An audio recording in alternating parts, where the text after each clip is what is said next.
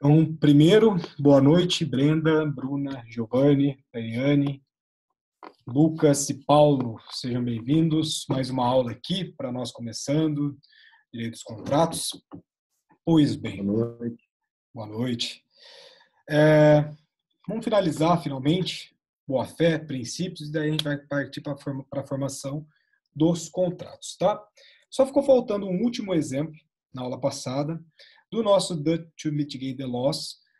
Lembrando que a gente ainda está dentro do que a gente chama de conceitos parcelares da nossa boa-fé objetiva. Nós estudamos suprécio e surrectio, né?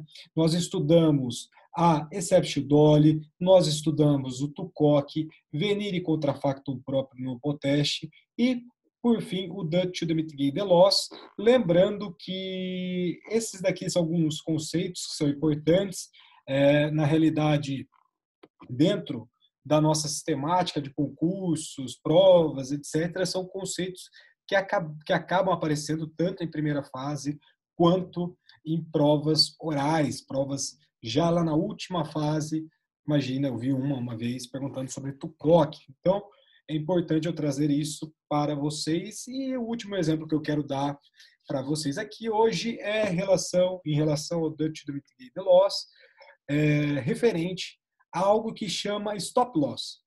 Stop loss é um termo dentro do mercado financeiro, vamos dizer assim, né, do mercado mobiliário, né, não imobiliário, mercado mobiliário, de ações, em que o stop loss é uma possibilidade de que, quando as coisas não estão indo bem dentro do mercado de ações, existe ali um valor mínimo em que se estipula para que interrompa, para que se venda as ações, para você não ter um prejuízo ainda maior. Então, o Superior Tribunal de Justiça, isso em 2014, ele interpretando essa questão do stop loss, que é essa questão do mercado financeiro, para se interromper ali as perdas, né, maiores perdas futuras, aplicou o Dutch to mitigate the loss dentro dessa figura do stop loss e gerou o informativo 541 da Corte Superior, que vem trazer para nós aqui uma possibilidade muito clara em que um cliente estava ali dentro de uma instituição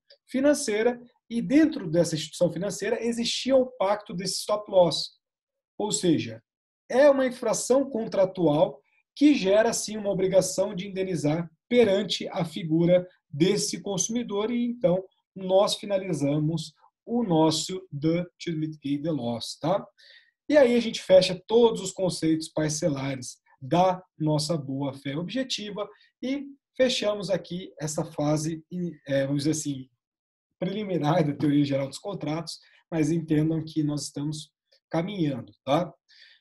E dentro da nossa longa estrada que nós temos aqui dentro dessa matéria, nós passamos a estudar agora a formação do contrato pelo Código Civil. A formação do contrato pelo Código Civil, se nós analisássemos friamente dentro da nossa legislação, nós constataríamos dois movimentos, tá? Duas fases do contrato. Ocorre que, dentro da doutrina e posteriormente da jurisprudência, se construíram mais dois aspectos formativos dentro do contrato. Entenda que, dentro do recorte que eu faço doutrinário, tem muitos doutrinadores que defendem a tese de três momentos, né, três fases na formação do contrato. Eu não utilizo a tese das três possibilidades do contrato, vocês vão entender isso conforme eu for explicando, mas eu adoto a tese das quatro fases na formação do contrato. E quais seriam essas quatro teses?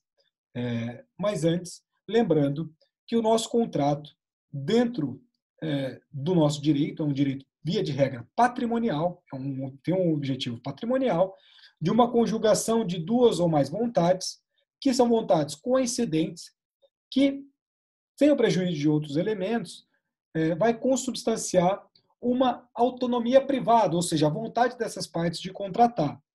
Sem um mútuo consenso, sem a figura da alteridade, sem essas possibilidades, não existe contrato, tá? E desse modo, novamente, a gente acaba enxergando quatro movimentos dentro da dentro da formação dos contratos. Quais são esses movimentos? Deixa eu compartilhar aqui para eu anotá-los para vocês. Vamos lá. Então, fases do contrato. A gente vai desmistificar isso a partir de agora, tá? Deixa eu ver aqui se eu consigo fazer uma coisa. Então, são 4 fases. Primeira fase, que se denomina de fase de negociações preliminares, ou nas provas acaba aparecendo aí um outro termo também, que é a fase de pontuação. Então, negociações preliminares. A segunda fase é a nossa fase de proposta. A nossa fase de proposta também aparece em concursos públicos, e o concurso público quer tirar gente e acaba alterando alguns termos que são mais tradicionais, vamos dizer assim, e pode ser a policitação ou a oblação. Tá? Então, essa fase de proposta pode ter o nome de policitação ou oblação. A terceira fase é a fase de contrato preliminar. Entendam que essa fase de contrato preliminar, às vezes, ela é excluída por alguns doutrinadores, mas dentro da minha leitura, eu entendo que faz sentido a fase de contrato preliminar, porque ela vincula em algumas obrigações. E a fase de contrato definitivo ou de conclusão de contrato. Então, nós temos estas 4 fases, tá? E essas 4 fases, elas possuem um pano de fundo dentro da doutrina e dentro da jurisprudência, da tendência jurisprudencial, podemos dizer assim, e, obviamente, dentro das regras do nosso Código Civil de 2002. E vamos começar pela primeira possibilidade, pela nossa primeira fase, que é a nossa fase das negociações preliminares ou de pontuação. Não é pontuação, é pontuação, tá? O que a gente vai ter nessa fase? O próprio nome já é muito autossugestivo, né? Fases de negociação, negociações preliminares, ou seja, é uma fase em que vai ocorrer alguns debates prévios, ou seja, alguns entendimentos, algumas tratativas, algumas formas, conversas sobre esse contrato preliminar ou até mesmo contrato definitivo, tá? Essa expressão pontuação, ela acaba aparecendo para nós dentro da doutrina clássica por Darcy Bessone. Darcy Bessone era um francês, dentro da nossa origem francesa, e trazia essa questão dessa pontuação relacionando esses acordos parciais nessa fase, que é a fase pré-contratual. Enfim, aqui é mais uma curiosidade. Então, esta fase pré-contratual, ela possui origem dentro da nossa teoria, dentro do nosso direito civil francês. Vale destacar um ponto fundamental dessa fase das negociações preliminares, que ela não está prevista no nosso Código Civil de 2002. Então, vocês me perguntam, pô, mas por que a gente está estudando um negócio que não está previsto no Código Civil de 2002? Por quê? Porque tanto jurisprudência quanto doutrina e concursos públicos de OAB entendem que essa fase existe e, por ela existir, pode gerar uma responsabilidade civil, mais especificamente que a gente chama de responsabilidade civil aquiliana, mas a gente vai entender mais para frente isso, provavelmente no semestre que vem, tá? Mas essa fase, ela pode ser chamada também para nós de fase da proposta não formalizada. Um exemplo para vocês, né? Quando houver ali uma carta de intenções, a carta de intenções é algo que é assinado pelas partes. Então, ambas as partes manifestam a vontade de celebrar o contrato no futuro, né? Então, a gente tem essa proposta não formalizada, essa carta de intenções dentro da nossa prática civilista. E dentro da fase de negociações preliminares, por ela não estar regulamentada dentro do Código Civil de 2002, a gente pode dizer, e aqui é uma coisa também muito importante, que essa fase não vai vincular as partes, tá? Por quê? Porque essa vinculação da proposta vai ocorrer na outra fase, na nossa segunda fase, que é a nossa fase especificamente da proposta, e aqui é sugestivo também, ou da nossa policitação, tá? Então, essa fase, segunda fase, ou seja, essa primeira fase não está prevista no Código Civil, entendam isso. a segunda fase, que é a fase da proposta, que é a primeira que aparece dentro do nosso Código Civil, no artigo 427, vai vincular as partes dentro do que a gente chama de negócio jurídico unilateral, mas a gente vai entender isso no segundo momento. Aqui, nessa fase de relações preliminares, essa carta de intenções não vai vincular a contratação, não vai dar origem a obrigações, tá? Via de regra. Então, não vai dar origem a obrigações. Então, não haveria o que a gente denomina de responsabilidade civil contratual dentro dessa fase negocial, tá? Dentro dessa fase do negócio que as partes estão celebrando. Tranquilo?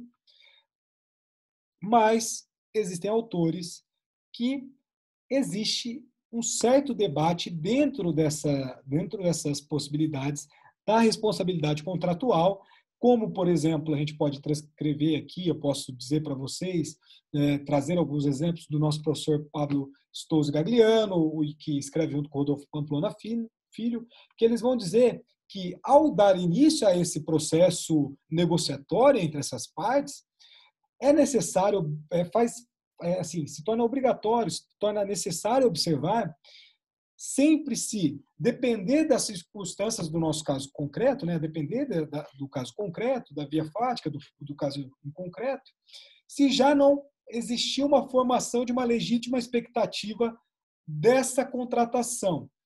Então, a gente pode dizer que não vai existir um direito subjetivo de não contratar, mas essa significativa, essa afirmativa, não vai significar que não existem danos decorrentes daí, tá? Por quê? Porque nessa fase pré-contratual, e aqui vocês também têm que se atentar bastante, já estou falando isso porque é de fato muito importante essa fase, nós temos a figura da possibilidade de se responsabilizar o agente dentro vamos dizer assim, dentro de uma ferir a boa-fé objetiva. Então, se vocês não observarem a boa-fé objetiva dentro dessa possibilidade, a gente tem a possibilidade de responsabilização civil desse agente, mas não necessariamente uma responsabilidade civil contratual. Mas existem autores que dizem que poderia sim existir uma possibilidade de uma responsabilidade contratual nessa fase, mas eu prefiro ficar com a Maria Helena Diniz aqui nesse ponto para dizer para vocês que não vincula obrigações essa fase, mas vincula deveres anexos, tais como, principalmente, a boa-fé objetiva. Então, se a parte não observar a boa-fé objetiva, dentro da fase pré-contratual, a gente vai estudar alguns casos aqui concretos, existe sim a possibilidade de você responsabilizar este agente, mas a responsabilidade civil, nessa modalidade, será aquiliana, e não será uma responsabilidade civil contratual. Fiquem com isso na cabeça, depois nós vamos entender melhor, tá? Lembrando que dentro das funções da nossa boa-fé objetiva, a gente tem uma função muito específica no artigo 422 do Código Civil, que é a função integrativa. Dentro dessa função, a gente precisa entender que a nossa boa-fé objetiva, ela tem que integrar desde o início desse contrato, desde essa fase preliminar desse contrato, até a conclusão ou a execução desse contrato, quando ocorre a finalização desse contrato, até mesmo as eventuais fases pós-contratuais. Então, para a maioria da doutrina, assim, uma parte bem unânime da doutrina, esse dispositivo 422 do Código Civil, ele vai trazer a aplicação da boa-fé objetiva em todas as fases do negócio jurídico, tá?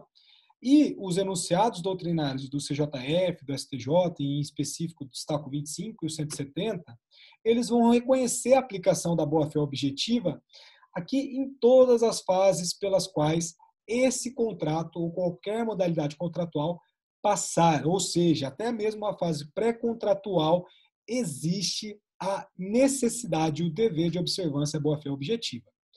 Se você não observar essa boa-fé objetiva, vai gerar o dever de indenizar, porque dentro do abuso de direito, que é o nosso artigo 187 do Código Civil, lembre-se bem desse artigo, 187 do Código Civil, existe a possibilidade de violação, e dentro dessa possibilidade de violação da boa-fé objetiva, a gente tem uma responsabilidade objetiva, e aqui nós temos a desnecessidade de se provar o elemento culpa dentro dessa questão de inobservância da boa-fé objetiva na fase pré-contratual. Então, a gente pode dizer que não existem qualquer dúvidas de se aplicar aqui uma responsabilização objetiva e de natureza contratual nestas questões, tanto do nosso Código Civil, de relações em que existe uma paridade entre os agentes, quanto também do nosso Código de Defesa do Consumidor, que existe uma responsabilidade pré-contratual. A responsabilidade, via de regra, não vai depender de culpa. Isso também existe o enunciado 24 do CJF, existe o enunciado 37 também, que eles vão consubstanciar para a nossa melhor doutrina que não precisa se provar a culpa dentro do ferimento, da inobservância da nossa boa-fé objetiva, tá? Mas vocês têm que ficar bem atentos em relação a isso. Dentro do nosso Superior Tribunal de Justiça, vamos trazer agora para os casos concretos, né? Casos concretos. Superior Tribunal de Justiça, que eu gosto muito de trabalhar. A gente tem um RESP, que é um RESP 1367955 de São Paulo, de relatoria do ministro Paulo de Tarso Severino, que foi lá de 2014. O que ele vem trazer para nós? E aqui, deixa eu abrir aqui rapidinho minha emenda. O que ele vai falar para nós? Olha aqui que interessante. Ó. Recurso especial civil, processual civil. Responsabilidade civil pré-contratual, negociações preliminares. Expectativa legítima de contratação, ruptura de tratativas, violação ao princípio da boa-fé objetiva, juros de mora, termo qual, data da citação. Demanda indenizatória proposta por empresa de eventos contra a empresa varejista em face do rompimento abrupto das tratativas para a realização de evento que já estavam em fase avançada. Inocorrência de maltrato ao artigo 535 do Código de Processo Civil, quando o acórdão recorrido ainda, de forma sucinta, aprecia com clareza as questões essenciais ao julgamento da lide. Isso não importa para mim, não importa ao Jonathan, né? O que ele está querendo dizer aqui para nós? A inviabilidade de se constatar, no âmbito desta corte, a conclusão do tribunal de origem acerca da expectativa contratação criada pela empresa varejista, óbice da súmula 7 do STJ. Quando vocês forem advogados e advogadas, vocês vão verificar a dificuldade de se transcender essa súmula 7 do STJ. Então, se preparem, tá? Esse reexame fático maldito que a gente não consegue superar, muito difícil. Aplicação do princípio da boa-fé objetiva na fase pré-contratual, doutrina sobre o tema.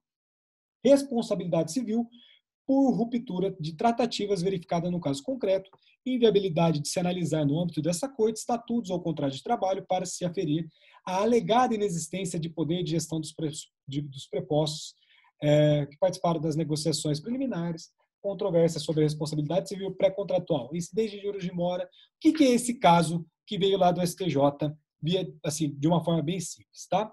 Existia uma empresa de eventos, que era a empresa de eventos que estava recorrendo, e a empresa varejista que estava sendo recorrida iniciaram, dentro de dezembro de 2004, tratativas de uma realização de um evento que seria a maior loja de informática do Brasil.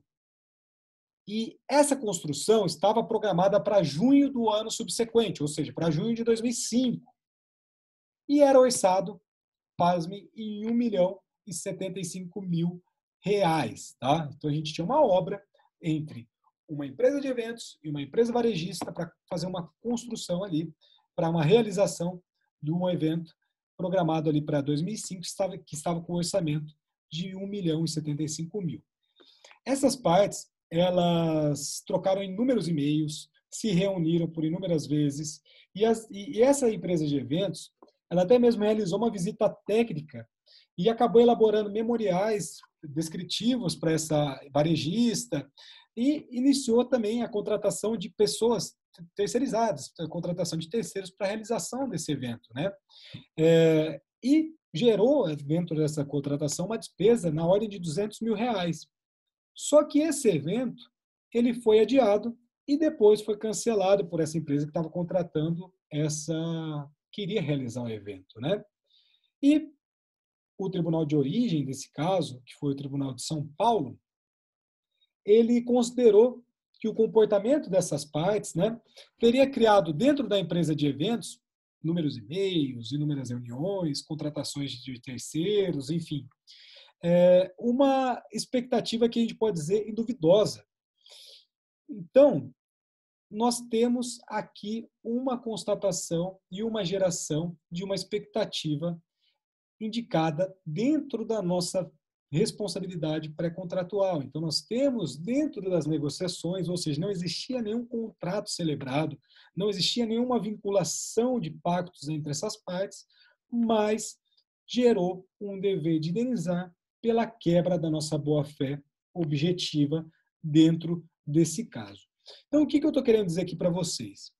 Que dentro da nossa linha doutrinária, da nossa linha jurisprudencial, a gente pode dizer que não é incorreto dizer que a nossa fase contratual, nossa fase de pontuação, gera deveres entre essas partes, tá? Se gera deveres entre as partes, por quê? Porque vai gerar, na verdade, uma confiança entre uma parte e outra.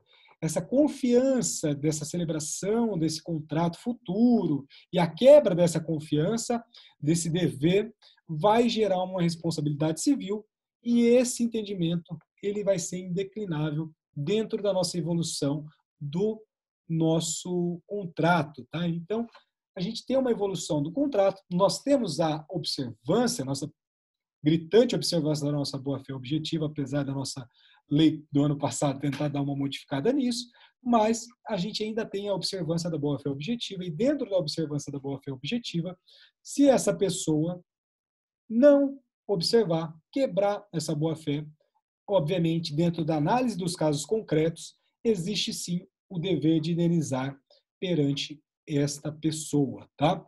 E vai gerar uma responsabilização civil sem muita dificuldade. Tranquilo? Superada essa primeira fase, bem, gente, se alguém tiver alguma dúvida, também fiquem à vontade para perguntar, tá? Vocês ficam com a câmerazinha fechada, mas eu sei que vocês estão por aí. Fiquem à vontade, beleza? Tranquilo, então. Superada a primeira fase, nós evoluímos para a fase de proposta. Fase de proposta é a nossa primeira fase prevista dentro do nosso Código Civil. Só que a nossa fase de proposta, como eu falei para vocês, ela pode vir, melhor dizendo, com um nomezinho um pouquinho diferente, que às vezes pode pegar vocês de surpresa, mas não pegarão, porque eu vou falar aqui para vocês como se chama, né? Aliás, já falei antes. Proposta, policitação ou oblação, tá? Dois termos terríveis, né? Policitação e oblação, mas se às vezes aparece aí para nós em concursos públicos, OAB é bem mais difícil de aparecer, mas concursos públicos, para uma turma de concurseiro, eu me sinto na obrigação de passar tal informação, tá? Essa fase, que é a nossa fase de proposta, ela pode ser denominada do que a gente chama de fase de oferta formalizada. Se na nossa primeira fase era a fase da oferta não formalizada, aqui vai ser uma oferta formalizada, tá? Fase da oferta formalizada, por licitação ou oblação. O que vai constituir essa fase? Vai constituir dentro da manifestação da vontade de contratar por uma das partes que, na verdade, vai solicitar a concordância de outra. Ou seja, eu, proponente, vou oferecer uma proposta de um contrato para a Brenda. Então, eu estou manifestando unilateralmente minha vontade de fazer um contrato com a Brenda. A questão é, isso é vinculativo ou não? Né? Porque dentro da nossa fase pré-contratual, eu falei para vocês que isso não era vinculativo, a gente não criava obrigações dentro da nossa teoria clássica de obrigações, credor e devedor. Não existia naquela fase. Na fase pré-contratual existe a necessidade de observância aos deveres anexos da boa-fé objetiva. Já que na nossa fase de proposta, nós vamos entender que é um pouquinho diferente. Por quê?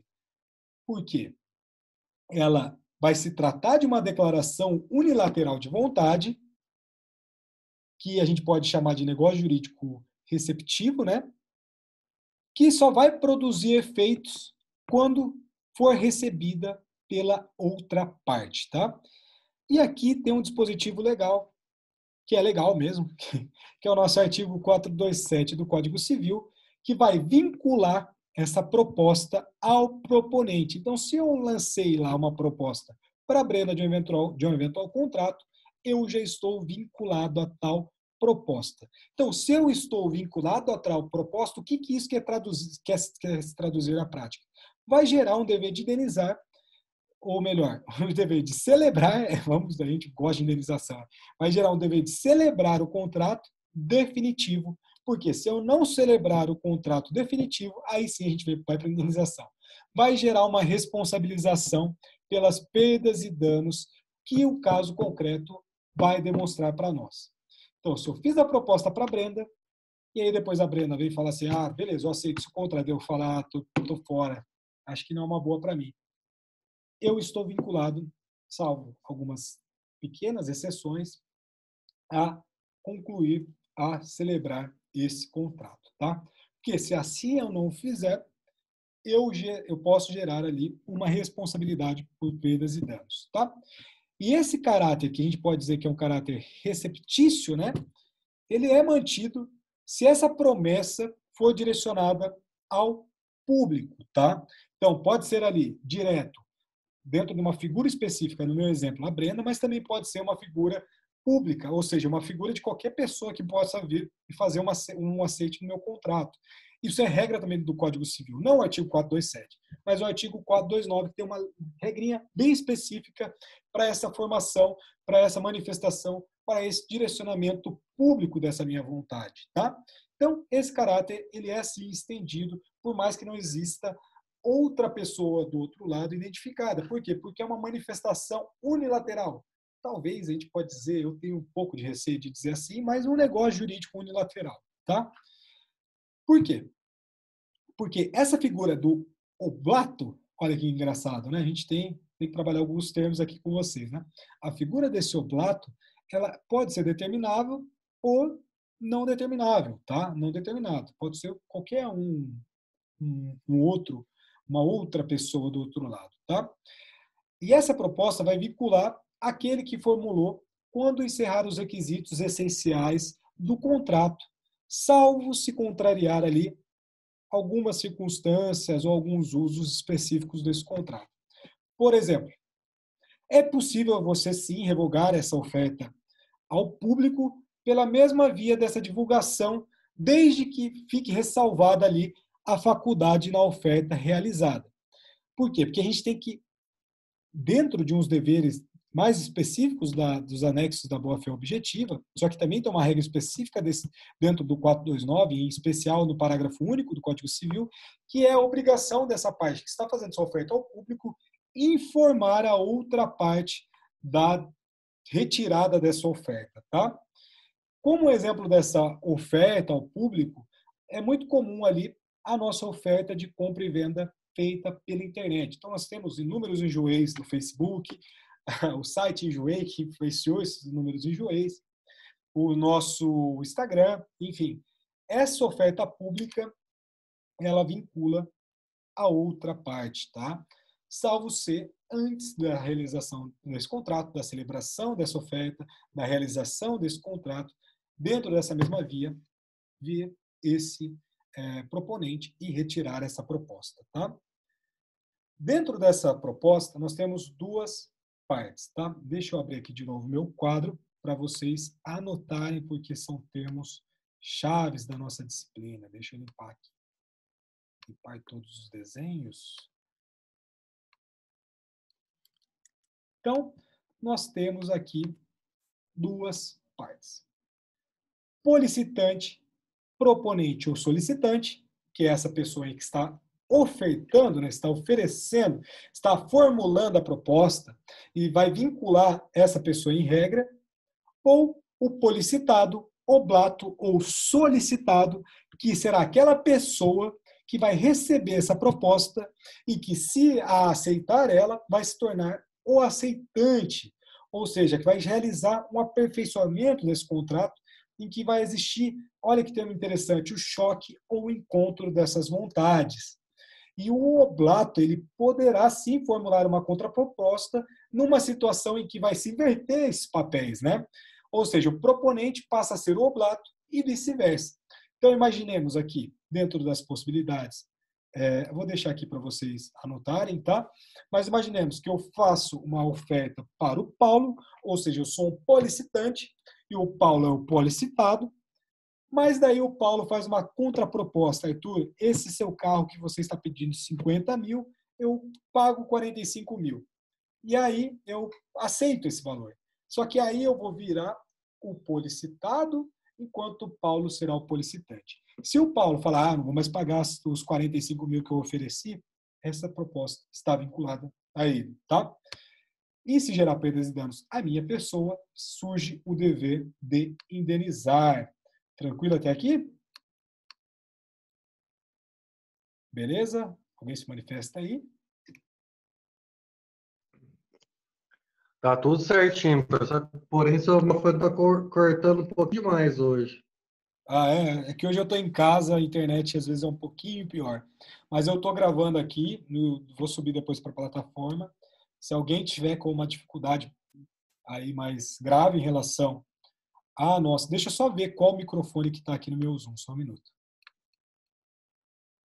Tá o melhor aqui. Então, bem, peço desculpas aí, mas são força maior, né? Então, vamos avançar aqui um pouquinho, tá? O nosso Código Civil, ele vai exigir algumas questões nessa fase de forma específica, tá? Por quê? A manifestação da vontade nessa proposta e na aceitação vai exigir que ela seja revestida de duas características, tá? A primeira, aliás, duas características não, mas assim, são características que aparecem tanto na proposta quanto na aceitação. Na proposta, ou na nossa oferta, ou na nossa solicitação, ou na nossa oblação, essa proposta ela tem que ser clara, tem que ser séria, tem que ser precisa e tem que ser definitiva dentro da regra do artigo 427 do Código Civil. E a aceitação, por sua vez, ela tem que ser simples e pura, dentro do artigo 431 do Código Civil. Então, características da proposta: séria, clara, precisa e definitiva, artigo 427 do Código Civil. Aceitação, pura e simples, artigo 431 do Código Civil. E o nosso artigo 428 do Código Civil vai consagrar exceções à nossa obrigação aqui da nossa proposta.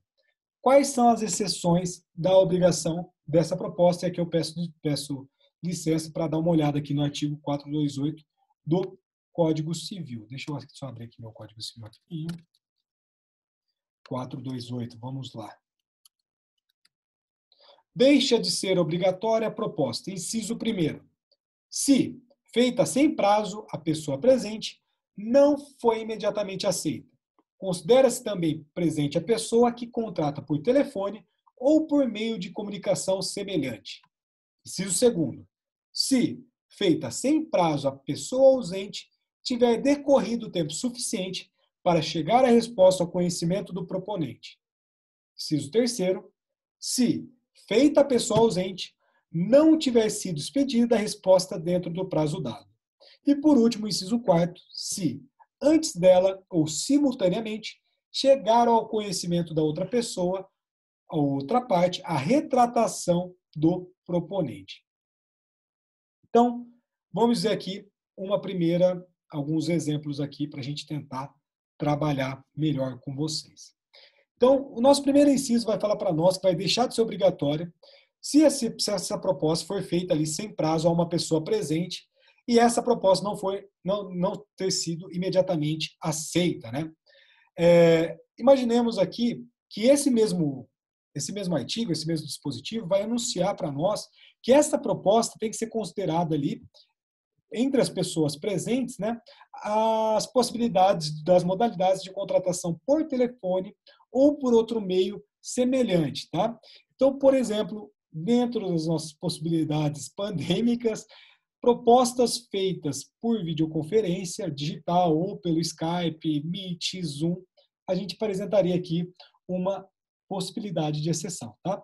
Então, a categoria jurídica que a gente está trazendo aqui é denominada pela nossa doutrina como contrato com declaração consecutiva, tá? Então, nós temos a primeira exceção de não necessidade de obrigação da proposta se ela for feita sem prazo à pessoa presente e essa proposta não for imediatamente aceita.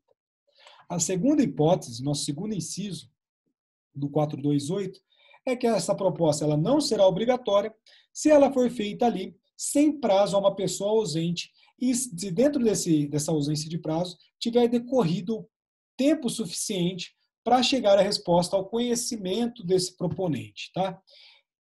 Aqui nós temos o que se chama de declaração, ou melhor, de contratos com declarações intervaladas. Então, aqui nós temos o contrato com declarações intervaladas. Então, o que nós temos dentro desse inciso segundo? Uma existência de um tempo, um recorte de tempo, que é o nosso tempo suficiente.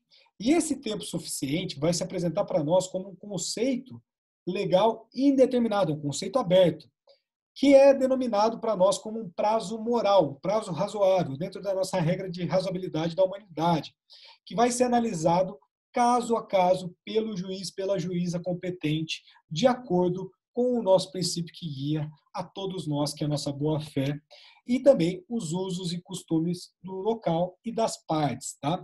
Usos e costumes local, etc., boa-fé, artigo 113 do Código Civil, regras de interpretações dos negócios jurídicos, que é o trabalho de vocês. Então, aqui nós temos o contrato, né, com declarações intervaladas. Então, dentro das regras de usos e costumes, se a pessoa fez a proposta, se a pessoa não respondeu, por óbvio, não está mais vinculado a esta obrigação. Terceira hipótese, que não será obrigatória essa proposta, se essa proposta foi levada a uma pessoa ausente e essa pessoa ausente não tiver sido expedida a resposta dentro de um prazo dado pelo proponente. Aqui também é lógico, né? Se você oferece uma oferta pública, não aparece ninguém, dentro de um prazo que você estabelece lá, 30 dias, depois, por óbvio, não existe a possibilidade de se vincular esta proposta anterior, tá? E por fim, dentro do nosso inciso 4º do artigo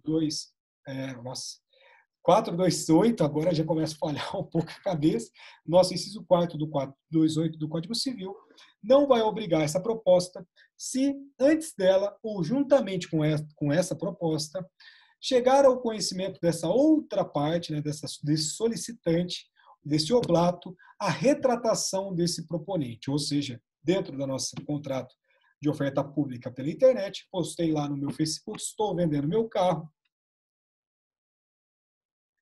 só que ao mesmo tempo eu comento lá, não vendo mais, me arrependi, não quero. E aí vem uma pessoa e comenta em segundo lugar, beleza, eu compro. Não está mais vinculado porque eu utilizei a mesma via da oferta nesse caso e a gente não vincula mais, tá? Em complemento a esse estudo dessa fase que a gente está enfrentando aqui, o nosso artigo 430 do Código Civil, ele vai dispor da seguinte forma, olha que interessante, cadê aqui o Código Civil? Nosso artigo 430. Opa, longe agora. Se a aceitação por circunstância imprevista chegar tarde ao conhecimento do proponente, este comunicá-lo imediatamente ao aceitante sob pena de responder por perdas e danos. Mais uma vez, 430. Se a aceitação por circunstância imprevista chegar tarde ao conhecimento do proponente, este comunicá-lo-á imediatamente ao aceitante, sob pena de responder por perdas e danos. Então, o que nós temos aqui dentro desse artigo 430 do nosso Código Civil é que ele tem a obrigação de comunicar imediatamente a essa figura do aceitante, sob pena de responder por perdas e danos, porque a gente está aqui reafirmando o Instituto da Boa-Fé Objetiva, que deve ser aplicado em todas as fases do nosso contrato. E aqui na nossa fase de proposta não é diferente. Ou seja, a gente tem o dever de informar a outra parte. Então, nós temos os deveres anexos da nossa boa-fé objetiva, e um dos deveres anexos da boa-fé objetiva, quando vocês olharem lá no caderno de vocês, está o dever de informação, que não é só previsto no nosso Código de Defesa do Consumidor, também. Mas aqui, nosso Código Civil obriga esse dever de informação por essas partes dentro da fase de proposta do contrato, tá? E esse dever ele é consubstanciado nesse recebimento dessa proposta, sob pena de responsabilização dentro dos moldes de melhor dizendo, 3 artigos específicos do nosso Código Civil, que é o artigo 402 até o artigo 404 do Código Material, e sempre sem prejuízos de danos imateriais, ou seja, a gente não vai responsabilizar por dano moral dentro dessas especificidades, obviamente que, a depender da análise do caso concreto, pode sim gerar uma responsabilização por dano imaterial. Beleza?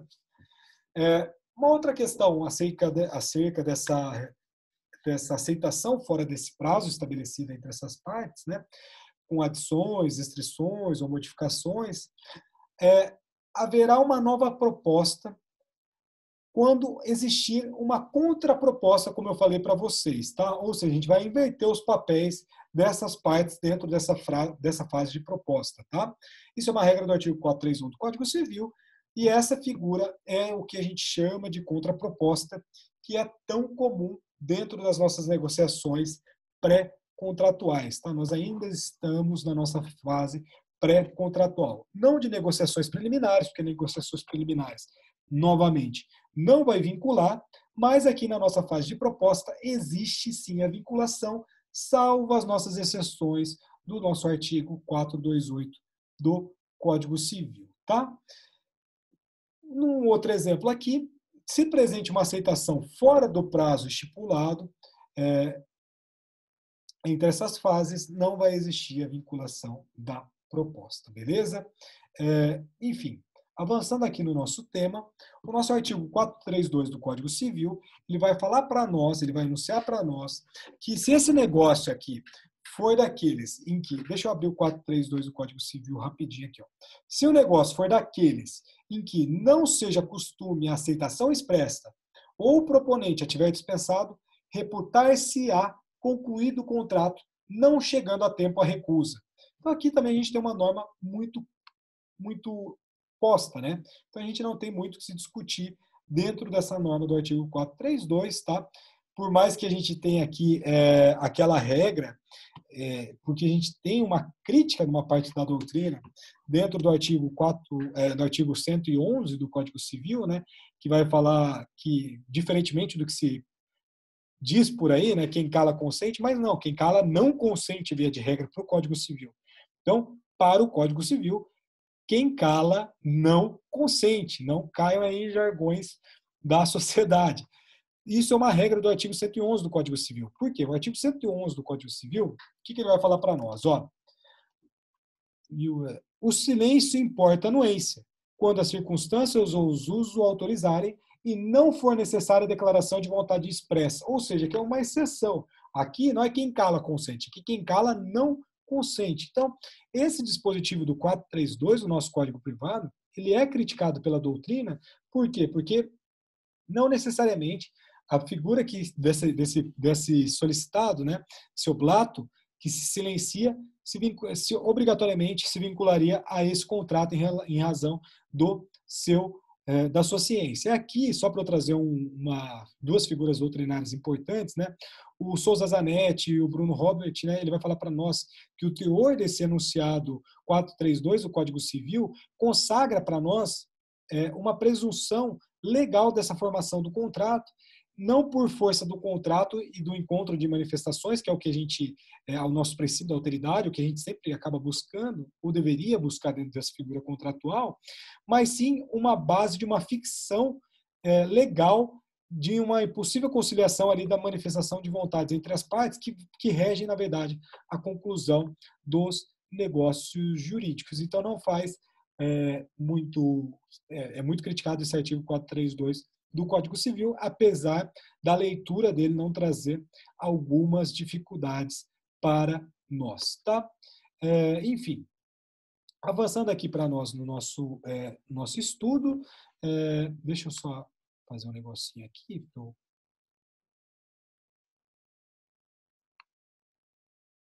Só um minuto. Enfim, vamos aqui, só eu passar também os outros artigos aqui rapidinho para vocês. 432 eu falei para vocês, né? 433 considera-se inexistente a aceitação se antes dela ou com ela chegar o proponente à retratação do aceitante, eu falei da 433 para vocês.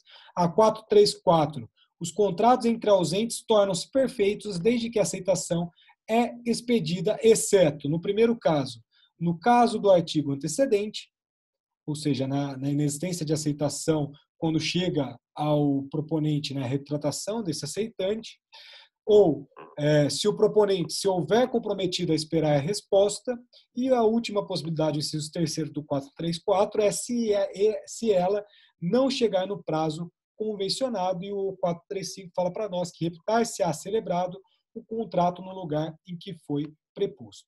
Então, o que nós estamos querendo trazer aqui para vocês, dentro desse artigo 434, caput do Código Civil? Existe uma formação desse contrato quando existir ali esses ausentes, tá? E esse contrato ele deve ser reputado como concluído a partir do momento em que essa aceitação for expedida. Isso é a cabeça do artigo 434 do Código Civil. Então, o que a gente tem que concluir aqui? Que o nosso Código Civil em vigência, assim como o Código Civil de 1916, ele vai adotar uma teoria que chama a teoria da agnição, ou a teoria da informação na subteoria da expedição como regra geral. Calma, isso daí é só para ficar registrado aqui para vocês, tá? Mas essa regra dessa aceite dessa pessoa, porque imagina, se essa pessoa, um exemplo para vocês, vier a falecer, essa proposta vai vincular, por exemplo, os sucessores, os herdeiros dessa pessoa, tá? Então, essa regra do 434 do Código Civil, ela vai aplicar para nós, ela vai adotar para nós o que se chama de teoria da ignição dentro da subteoria da receptação, tá? O que a gente está querendo dizer aqui? Que o contrato ele é formado quando a proposta é aceita e recebida pelo proponente, tá? Isso é regra desse artigo 434 do Código Civil e também do artigo 433 do Código Civil. E essa teoria ela vai ser aplicada dentro dessas três hipóteses, dos três incisos do 434 do Código Civil. Ou seja, se antes da aceitação ou com ela chegar ao proponente a retratação do aceitante, se o proponente se houver comprometido a esperar a resposta, hipótese em que essas partes convencionaram a aplicação dessa subteoria da recepção, e a terceira e última hipótese é se a resposta não chegar no prazo convencionado, e essa outra hipótese vai gerar para nós uma outra convenção entre as partes da aplicação dessa subteoria da receptação. Eu vou deixar isso daqui, é só um alerta, eu preciso passar para vocês dentro de todo o plano inventário, mas entenda que se vocês se apegarem ao começo da minha explicação sobre essa fase de proposta, vocês conseguirão matar aí praticamente 100% das provas objetivas, concurso público e OAB, sem maiores dificuldades, tá? E o artigo 435 que eu falei para vocês, ele vai falar para nós que a execução, né, a celebração desse contrato vai se realizar no lugar em que foi proposto, né? E, eventualmente, por uma questão muito óbvia de lógica, né, caso exista uma contraproposta, o local do contrato deve ser reputado onde essa contraproposta foi formulada, tá? E aqui a gente vai ter uma norma que vai valer para todos os contratos nacionais, porque para os contratos internacionais nós temos uma outra aplicação dentro do artigo 9º, do parágrafo 2º da Lei de Introdução ao Nosso Direito Civil, que a obrigação resultante do contrato reputa-se constituída ali no lugar em que residir o proponente, tá? Então, finalizamos a nossa aula de hoje. O final foi um pouco tenso, eu sei disso, mas entenda que eu acho que a gente conseguiu construir aqui a fase de negociações preliminares e, posteriormente, a nossa fase de proposta, de uma forma que vocês conseguirem chegar bem aqui no modo geral, tá? Então, só vou fazer a chamadinha rapidinho de vocês. Se alguém tiver alguma dúvida, alguma questão, enfim, podem se manifestar agora, por favor.